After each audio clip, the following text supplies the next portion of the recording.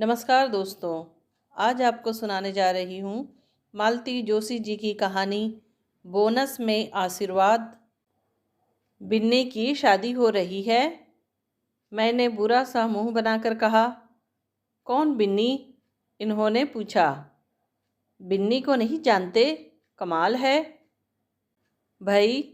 ये बिन्नी कोई प्रियंका गांधी या प्रियंका चोपड़ा तो है नहीं कि सारा हिंदुस्तान उसे जानेगा। बिन्नी मतलब माँ की केयर टेकर।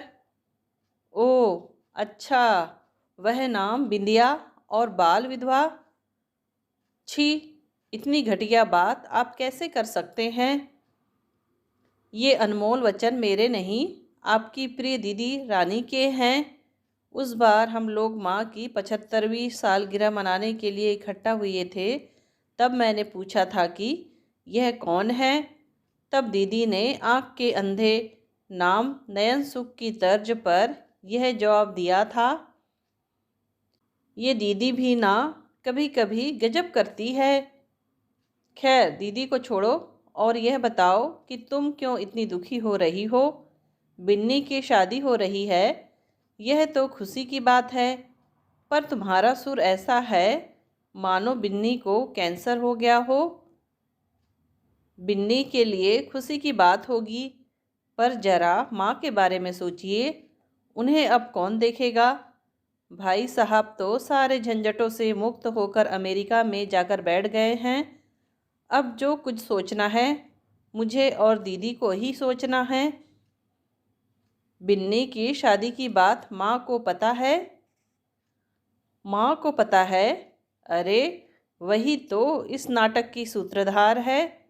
अपने पैरों पर कुल्हाड़ी मारना इसी को तो कहते हैं। वे ही सूत्रधार हैं मतलब? अरे उन्होंने ही आगे बढ़कर लड़का ढूंढा है। लड़का क्या, पूरा आदमी है, 2 बच्चों का बाप। बिन्नी की भी उम्र कम तो नहीं होगी, 15 साल से तो यही काम कर रही है। वह 40 की हो चली है। बताइए अब उसकी शादी की क्या ज़रूरत है। पर माँ को जैसे परोपकार का भूत चढ़ा है। कह रही थी कि मेरे बाद इस लड़की का क्या होगा, इसलिए अपने सामने ही उसे सेटल करके जाना चाहती हूँ। और पता है, शादी का खर्च भी खुद उठा रही है। मुझे और दीदी को भी आदेश मिला है कि 5-5 साड़ियाँ और एक सफारी सूट का कपड़ा लेकर आना है। बोली कि छोटी बहन की शादी है, कंजूसी मत करना। वाह, मतलब हमारी साली साहिबा की शादी है, तब तो हमें भी नेक दस्तूर मिलेगा। आपको तो बस हर दम मजाक ही सूझता है, स्थिति की गंभीरता को तो कभी समझते ही नहीं हैं। मैंने मुंह फुलाकर कहा और विषय ही समाप्त कर दिया। बिन्नी की शादी में न जाने का सवाल ही नहीं था। माँ का आदेश था तो उसे मानना ही था। ये ना नुकुर कर रहे थे, पर मैंने किसी तरह इन्हें राजी कर लिया। उस शादी में घर के पुरुषों का होना बहुत ज़रूरी था, इसलिए दीदी से भी कहा गया कि अकेली ना आए, जीजाजी को साथ जरूर लाए। मुझे पता चला था, मतलब माँ ने ही बताया था कि बिन्नी के भाइयों को यह शादी मंजूर नहीं थी। वे दोनों लड़ने आ गए थे। वे बोले कि आप ये क्या अधर्म कर रही हैं, ब्राह्मणों की कन्याओं पर दोबारा हल्दी नहीं चढ़ती। पर माँ ने उन लोगों को डांट डपट कर भगा दिया था, पुलिस का डर भी दिखाया था। पर शादी में दल बांधकर आ गए तो बीच मंडप में हंगामा खड़ा कर दिया तो बिन्नी के भाई लोग माँ से वैसे भी खार खाए हुए थे। जब बिन्नी नई नई काम पर लगी थी तो हर दूसरे तीसरे महीने पैसों के लिए आकर खड़े हो जाते थे। माँ उन्हें घुड़क देती थी, उसका पैसा मैं बैंक में जमा कर रही हूँ, यहाँ तो उसे ज़रूरत नहीं है। मेरे यहाँ खाती है, सोती है, मेरा दिया कपड़ा पहनती है। जिस दिन मैं नहीं रहूँगी यह पैसा उसके काम आएगा। माँ के सामने दाल नहीं गलती तो वे लोग अपनी बूढ़ी माँ को भेज देते थे। वह रोती झींकती आती और बिन्नी से 150 झटक कर ले जाती। माँ की पुरानी महाराजिन जब बूढ़ी हो गई तो अपनी इस भांजी को माँ के पास ले आई थी। बोली, दुखियारी है बेचारी, बचपन में ही सुहाग छीन गया, भाइयों ने न पढ़ाया न लिखाया, उन्हें तो मुफ्त में नौकरानी मिल गई। बेचारी भाभीयों की जचकी करते करते ही बुढ़ा जाएगी। उन लोगों से लड़ झगड़ कर अपनी बहन को समझा बुझाकर आपके पास ले आई हूँ। आप ही इसका कल्याण कर सकती हैं। एकदम गऊ है, आपकी सेवा करेगी और आपके चरणों में पड़ी रहेगी। माँ ने तो जैसे उसके कल्याण का बीड़ा ही उठा लिया। ट्यूटर लगवाकर उसे पढ़ाया। पहले 5वीं, फिर 8वीं, फिर 10वीं का बोर्ड दिलवाया। सिलाई क्लास भी भेजती रही। अपनी सिलाई मशीन उसके हवाले कर दी कि गली मोहल्ले के बच्चों के कपड़े सिलती रहे। अपने पास बिठाकर कढ़ाई बुनाई सिखाई। अब वह पास पड़ोस वालों के स्वेटर बुनकर 25-50 कमा भी लेती है। जिस दिन उसके 10वीं का रिजल्ट आया उस दिन माँ बहुत खुश थी। बोली, चल अब किसी स्कूल में चपरासिन तो बन सकेगी, नहीं तो मेरे बाद बेचारी एकदम सड़क पर ही आ जाती। मेरे बाद आजकल उनका तकिया कलाम हो गया था। इसी के चलते उन्होंने बिन्नी की शादी का बीड़ा उठाया था। 10 जगह बात करके उसके लायक वर ढूंढ निकाला और अब कन्यादान करने को आतुर है। मैंने एक बार कहा भी, माँ तुमने हमारी इतनी चिंता कभी नहीं की जितनी बिन्नी की करती हो। बोली, तुम्हारे पिताजी तुम्हें ऐसे हाथों में सौंप गए हैं कि चिंता पास भी नहीं फटकेगी, पर इस बेचारी का कौन है। फिर वही बात, कभी कभी तो बिन्नी से ईर्ष्या होने लगती है। घर दूर से ही एकदम शादी का लग रहा था। रंगीन पताकाएं, फूल मालाएं, बिजली की झालरें तथा आम के पत्तों के बंधनवार, हल्दी कुमकुम के छाप देखकर मन प्रसन्न हो गया। दरवाजे के अंदर पैर रखते ही एक बुजुर्ग महिला सामने आई। नमस्ते दीदी रानी, पाँव लागो कुंवर जी। नमस्ते, मैंने कहा, पर मैंने आपको पहचाना नहीं। मैं लली की माँ हूँ। ओह, माफ़ कीजिए, बहुत साल पहले देखा था ना, इसलिए पहचान नहीं पाई। शादी में आई होंगी ना आप? स्वागत है। वह मेरा बैग लेने लगी तो मैंने उसे साफ मना कर दिया। पहिए हैं इसमें, खींच कर ले जाऊंगी। दरअसल उनकी हालत ऐसी थी कि वे पहिए वाला बैग भी खींच ना पाती। बहुत ही दुर्बल हो चुकी थी। बाल सन से सफ़ेद हो गए थे, तभी तो पहचान नहीं पाई। तब तक मेरी आवाज़ सुनकर दीदी बाहर निकल आई। अरे, आप लोग कब आए? बस अभी 2 घंटे पहले ही पहुँचे हैं। फिर कमरे में जाते जाते दीदी ने पूछा, स्वागत किसका कर रही थी? बिन्नी की माँ का। वे होस्ट हैं पगली, तभी तो तुम्हारे स्वागत के लिए खड़ी थी। मतलब अब वे यहीं रहेगी। बेटों ने कह दिया है कि बिन्नी की शादी में जा रही हो तो अब वहीं रहना, घर लौटने की ज़रूरत नहीं है। और हमारी करुणा निधान माता राम ने तुरंत उन्हें अपनी शरण में ले लिया। Dheera is a blessing in disguise. दीदी, हम लोगों को चिंता हो रही थी ना कि बिन्नी चली जाएगी तो माँ का क्या होगा। अब वह समस्या हल हो गई। हालत देखी है उनकी, ये क्या काम करेंगी? काम करने के लिए तो लोग हैं ना दीदी। बर्तन कपड़ों के लिए दुलारी भाभी है, साफ सफाई और बाजार हाट के लिए बिरजू भैया हैं, और माँ कह रही थी कि रसोई के लिए भी किसी को रख लेंगी। रख ली? पिछले 8-10 दिनों से बिन्नी को किसी भी काम में हाथ नहीं लगाने दिया है। ग्रेट, माँ को सचमुच सलाम करने को जी चाहता है। जो भी करती हैं पूरे मन से करती हैं। यह कहो कि जो करती है अपने मन की करती है, किसी से पूछने ताछने की ज़रूरत ही नहीं समझती। अब इन देवी जी को रख लिया है, जो एक पाँव कब्र में लटकाकर बैठी है। कल को मर मरा गई तो इनके बेटे आकर हंगामा खड़ा कर देंगे। शुभ शुभ बोलो दीदी, शादी का घर है।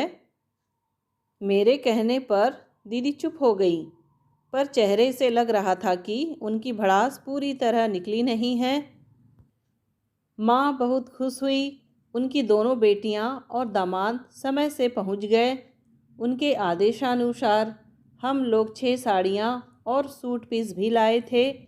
मैं अपनी ओर से एक अमेरिकन डायमंड का हल्का सा सेट भी ले आई थी, पर दीदी का मूड देखकर उस समय निकाला नहीं। सोचा कि माँ को बाद में चुपके से दे दूँगी। बिन्नी मिली तो लिपट ही गई, खूब रोई। मुझे भी रोना आ गया। आखिर इतने दिनों का साथ था। हर साल जब मैं 10-5 दिनों के लिए माँ के पास आती तो वह मेरी इतनी खातिरदारी करती, बच्चों को इतना लाड़ करती। उसका चेहरा एकदम निखर आया था। उम्र से 10 साल छोटी लग रही थी। शादी की खुशी लड़कियों के चेहरे पर नूर ले आती है।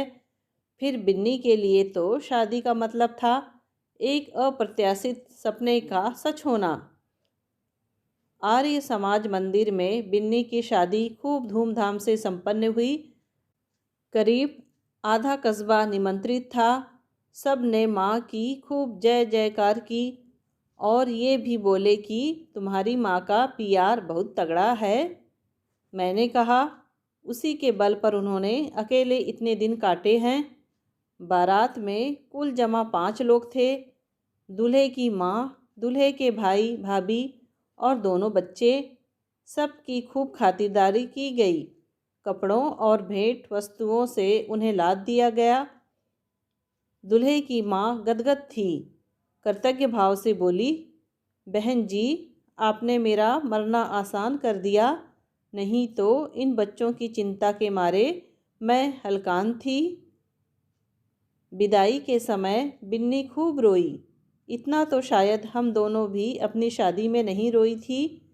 और माँ जितना बिन्नी के लिए रोई, हमारे लिए नहीं रोई थी। जैसा कि बेटी की विदाई के बाद होता है, घर एकदम सूना हो गया था। बिन्नी अपने 15 साल के अस्तित्व की छाप घर के हर कोने में छोड़ गई थी। मुझे डर लगा कि माँ यह सब कैसे झेल पाएगी।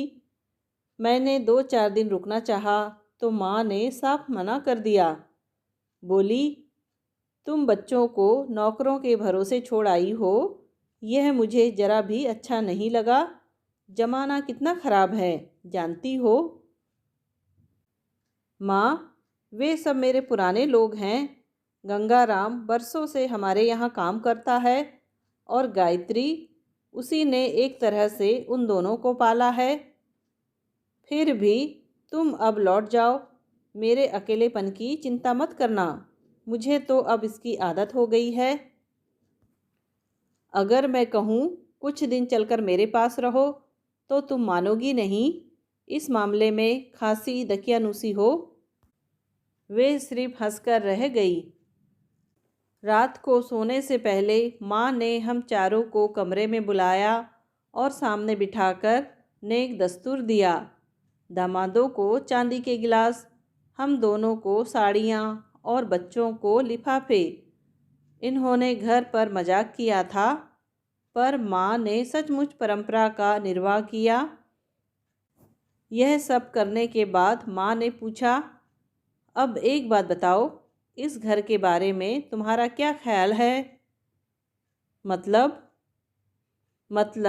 घर में कितना इंटरेस्ट है? क्यों, बिन्नी के नाम करना है? दीदी तपाक से बोली। माँ ने उन्हें घूर कर देखा, फिर शांति से बोली, बिन्नी को जो देना था मैं दे चुकी, अब कुछ देना पावना बाकी नहीं है। कभी तीज त्योहार पर आएगी तो साड़ी चूड़ी कर दूंगी, बस। फिर क्यों पूछ रही हो? इसलिए कि घर को रखना चाहोगी तो नीचे ऊपर दोनों हिस्से करके तुम्हारे नाम कर दूंगी। और भैया? मैंने पूछा। उसने कह दिया है कि मुझे कोई इंटरेस्ट नहीं है, मैं हिंदुस्तान वापस नहीं आऊँगा, आया भी तो किसी शहर में ही रहूँगा। तो अब तुम ही लोगों को तय करना है। ऊपर तो किराएदार हैं ना? मैंने कहा। हैं तो तुम्हें कौन सा यहाँ रहना है, किराया लेती रहना। वाह, क्या किराया है? दीदी ने व्यंग्य किया। बेटा, तुम शहर से तुलना मत करो, यहाँ इससे ज़्यादा कोई नहीं देता। फिर इतने से किराए के लिए घर को क्यों बर्बाद कर रही हो? ज़रा भी प्राइवेसी नहीं है, दिन भर बच्चों की चिल्लम-पो मची रहती है, सो अलग। बेटा, यह घर किराएदारों के हिसाब से बना ही नहीं था। सोचा था कि सब लोग इकट्ठा होंगे तो इतना बड़ा घर तो चाहिए ना। पर सब लोग इकट्ठा कितनी बार आए? एक तुम्हारे बाबूजी की 13वीं पर, दूसरी बार मेरी 75वीं सालगिरह पर, अब शायद मेरी। प्लीज माँ। मैंने माँ को टोक दिया तो वे चुप हो गईं। फिर दीदी से बोली, सारिका, इस उम्र में प्राइवेसी की नहीं, कंपनी की ज़रूरत होती है। वक्त ज़रूरत पर आवाज़ देने के लिए कोई पास में है, यह एहसास बड़ा सुकून देता है। रही बच्चों की चिल्लम पो की बात, तो मैं तो इसके लिए तरस गई हूँ। नाती पोतों की किलकारियाँ सुने अरसा हो गया। पहले छुट्टियों में बच्चे नानी के घर जाते थे, अब शायद वह रिवाज ही ख़त्म हो गया। अब छुट्टियाँ होती ही कहाँ हैं माँ? मैंने कहा। मार्च में स्कूल वाले परीक्षा लेकर रिजल्ट निकाल देते हैं, फिर अप्रैल में नए सेशन शुरू करके छुट्टियों के लिए ढेर सारा होमवर्क दे देते हैं। बच्चे भी परेशान होते हैं और माँ बाप भी। ऊपर से ये हॉबी क्लासेस अलग चल गई हैं। छुट्टियाँ कब शुरू हुई कब ख़त्म हुई पता ही नहीं चलता। और यहाँ आकर बच्चे करेंगे भी क्या? दीदी बोली, छोटे थे तब भी बोर होते थे, अब तो सवाल ही नहीं उठता। माँ, तुम्हारा दूसरा ऑप्शन क्या है? मैंने दीदी की बातों से माँ का ध्यान हटाने के लिए कहा। दूसरा ऑप्शन यह है कि घर को बेच देते हैं, पैसा तुम दोनों बांट लेना। और भैया? उसने कह दिया है कि जो देना है सारिका राधिका को दे दो, मुझे कुछ नहीं चाहिए। और घर बिक जाएगा तो तुम कहाँ रहोगी? अभी थोड़े ही, मेरे मरने के बाद। हाँ, एक बात है। क्या? ये बिन्नी की माँ अगर मेरे बाद भी बनी रही तो उसे एक कोना दे देना, पड़ी रहेगी। दोनों 150 भेजती रहना, उसकी ज़िंदगी कट जाएगी। मेरी समझ में नहीं आता कि यह बला तुमने आखिर क्यों पाल ली है। दीदी के स्वर में खासा रोष था। बेटा, एकाकी बुढ़ापा क्या होता है, इसे मैं बहुत अच्छी तरह से जानती हूँ। मेरे पास तो फिर भी साधन है, पर जिसे पहने हुए कपड़ों के साथ घर से निकाल दिया गया हो, उसके बारे में सोचो। सबके बारे में सोचने का ठेका तुम्ही ने ले रखा है। ये पूर्व जन्म के ऋणानुबंध होते हैं बेटा, नहीं तो बिन्नी मेरे पास ही क्यों आती। दुनिया में और भी तो घर थे। खैर, मैं बिन्नी की माँ का भार तुम पर नहीं डालूँगी। ऐसा करो, घर का जो पैसा आएगा उसमें से 5-10 हज़ार बैंक में डाल देना। ऐसी व्यवस्था कर देना कि उसका खर्चा पानी चलता रहे। बाद में वह रकम बिन्नी को दे देना। इतना झंझट करने की ज़रूरत क्या है? वे 5-10 हज़ार उनके बेटों को दे दो। रुपयों के लालच में वे माँ को रख लेंगे। जो बेटे माँ को घर से बेदखल कर सकते हैं, उनका कोई भरोसा है क्या? जीजाजी ने इतने देर बाद पहली बार मुंह खोला था। वे लोग पैसे भी हड़प लेंगे और माँ को भी भूखों मार देंगे। वैसे भी वो कौन सी 100 साल जीने वाली है। प्लीज़ सारिका। अच्छा हुआ जीजाजी ने ही दीदी को घुड़क दिया। हम लोगों की तो हिम्मत नहीं थी। उसके बाद कमरे में एक असहज सी चुप्पी छा गई। उस सन्नाटे को तोड़ते हुए कुछ देर बाद ये बोले, माँ जी, मैं एक बात कहूँ? बोलो बेटा। इसीलिए तो तुम सबको बुलाया है कि सबकी राय मालूम हो। यह घर बाबूजी ने इतने प्यार से बनाया है, इसे आपका नाम दिया है। कल को यह बिक जाएगा तो आप लोगों की याद के साथ नाम भी खो जाएगा। जब हम ही नहीं रहेंगे बेटा, तो नाम के रहने ना रहने से क्या फ़र्क पड़ता है? लोग तो चले जाते हैं माँ जी, पर उनका नाम रह जाता है। हर व्यक्ति यह कोशिश करता है कि उसके बाद भी उसका नाम बना रहे। ठीक है, पर इसके लिए क्या करने को कहते हैं? इस घर को बिन्नी की माँ जैसी निराश्रित असहाय वृद्धाओं के लिए आश्रय स्थल बना दिया जाए तो?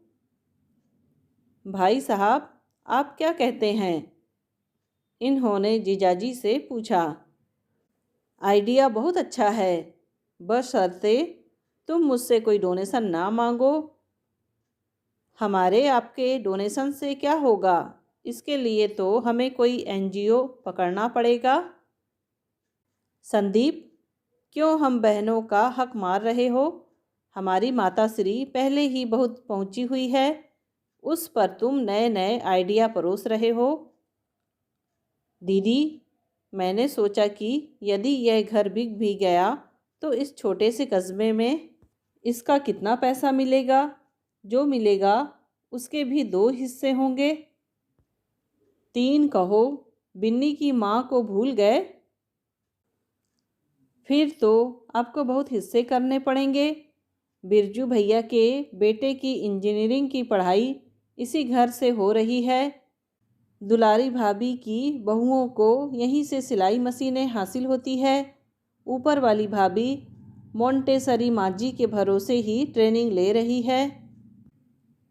तुम तो बड़े खुफिया निकले दामाद जी। माँ हैरान थी। माँ, इतना पुण्य जोड़कर क्या करोगी? यही तो साथ जाएगा बेटा, बाकी सब तो यहीं छूट जाना है। इसी आध्यात्मिक नोट पर वह महफिल बर्खास्त हो गई। सुबह मैं तैयार हो रही थी तो देखा कि दीदी रानी अभी गाउन में ही घूम रही है। आप लोग देर से निकलोगे क्या? मैंने पूछा। नहीं, मैं 2-4 दिन रुकने की सोच रही हूँ। सब लोग एकदम चले जाएंगे तो घर सूना हो जाएगा। मैं भी रुकना चाह रही थी, पर माँ ने साफ मना कर दिया। तुम्हारे बच्चे छोटे हैं ना, मेरे साथ यह प्रॉब्लम नहीं है। लौटते में मैंने इन्हें रास्ते में बताया। अच्छा है, दीदी 2-4 दिन रुक रही है। सब लोग एकदम चले जाते तो घर सूना हो जाता, माँ दुखी हो जाती। तुम्हें क्या लगता है कि आदरणीय दीदी तुम्हारी माँ का अकेलापन बांटने के लिए रुकी है? मतलब जल्दी ही पता चल जाएगा। इनका अनुमान एकदम सही था। सप्ताह भर में ही माँ का फ़ोन आ गया। सारिका, मैं विल बनवा रही हूँ, सोचा मोटा मोटी बातें तुम्हें बता दूँ। तुम्हें मरने की इतनी क्या जल्दी पड़ी है माँ? मैं कोई आज ही मरने वाली नहीं हूँ, पर हर काम समय से हो जाए तो अच्छा है। पता नहीं बाद में हाथ पैर आँख कान और ख़ास कर दिमाग सलामत रहे ना रहे तो सुनाऊं? हाँ बोलो। मैंने यह घर तुम्हारे नाम कर दिया। मैं सामान के दीदी से पूछ लिया है। उसी की सहमति से सब तय हुआ है। मेरे पास जो थोड़ा सा कैश है और 4 चीज़ें हैं वो उसे दे रही हूँ। तुम्हें मेरा कोई गहना पसंद हो तो बता दो ताकि अलग रख दूँ। No cheating mama. मुझे जो दे रही हो वह सिर माथे। अब प्लीज़ बार बार जाने की बात मत करना, दुख होता है। शाम को ये ऑफिस से लौटे तो मैंने कहा, आपने सही अंदाज़ा लगाया था। दीदी रानी बंटवारे का पूरा प्लान बनाकर ही माँ के यहाँ से विदा हुई है। फिर मैंने उन्हें पूरा ब्यौरा सुनाया और कहा, यह घर एक तरह से मेरे नहीं आपके नाम हुआ है। मतलब? आपने उस दिन जो योजना बनाई थी, लगता है माँ को बहुत भा गई है। इसलिए तो घर में साजो सामान के सौंप रही है। इसका मतलब समझ रहे हैं आप? 60 साल की जमी जमाई गृहस्थी, बर्तन, क्रॉकरी, पलंग बिस्तर, अलमारियाँ, फर्नीचर, लाइट, कूलर, पंखे आदि आपको कुछ खरीदना नहीं पड़ेगा। माँ के ढेर सारे कपड़े भी हैं। मतलब आश्रम की मूलभूत ज़रूरतें पूरी हो गई है। आगे का काम आप देखिए।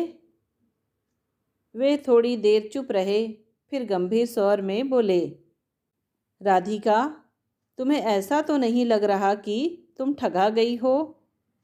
मतलब? तुम्हारे हिस्से तो कुछ नहीं आया। ऐसा क्यों सोच रहे हैं? क्या सचमुच खुश हो? देखिए, खुशी की परिभाषा सबकी एक सी नहीं होती। उस घर में माँ बाबूजी की इतनी यादें हैं कि उसके बिकने की कल्पना मात्र से ही मैं दुखी हो गई थी। अब लग रहा है कि माँ बाबूजी हमेशा मेरे साथ रहेंगे। उनका आशीर्वाद हमेशा मुझे मिलता रहेगा और बोनस में उन लोगों के आशीर्वाद भी मिलेंगे जो उस सुमन वाटिका में आकर रहेंगे। वह कल्पना ही इतनी सुंदर थी कि मुझे रोमांच हो आया। दोस्तों, कहानी सुनने के लिए आपका धन्यवाद। कहानी पसंद आई हो तो प्लीज़ लाइक, शेयर और सब्सक्राइब ज़रूर कीजिए।